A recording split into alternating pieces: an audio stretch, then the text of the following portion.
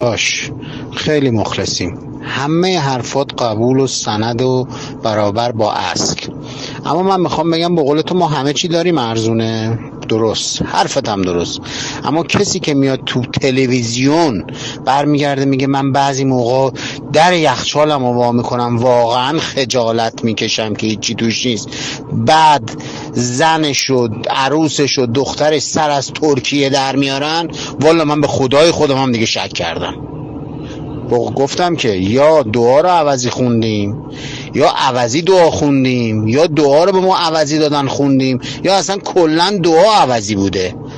چون همه برگشتن، تمام بچه‌هایی که من سپاهی، جانباز، بچه‌هایی که من همه با هم جبهه بودیم، میگه برو بابا، ای کاش زمان جنگ بود. زمان جنگ حداقل یه روغن 5 کیلویی 600 تا 1 تومانی بود، نه 400,000 تومن. تو کدوم کشوری بعد از 40 سال باز صحبت کپون نون؟ مگه جنگ جهانی دومه؟ نه داداش، الاغا و الاغزاده هاشون سوار شدن رو ما، خوبم دارن سواری میگیرن، میخورن، میزنن، میکوان، به من و تو که میرسه حرام است، مکروه است، قابل نیست، فلان نیست، بیسار نیست دیگه. ببین یه نمونش گفتم بهت که علم الخداست، علم الاغه چیه؟ برگشته گفته که آره اگر برن مشهد با مردهای عرب بخوابن ثواب داره. خب زن خودشو ببره بخوابونه. اینا درده، اینا گریه است، اینا خونه که بچه های ما رفتن ذره. نمیدونم حالا تو رفتی اونجا یا نه.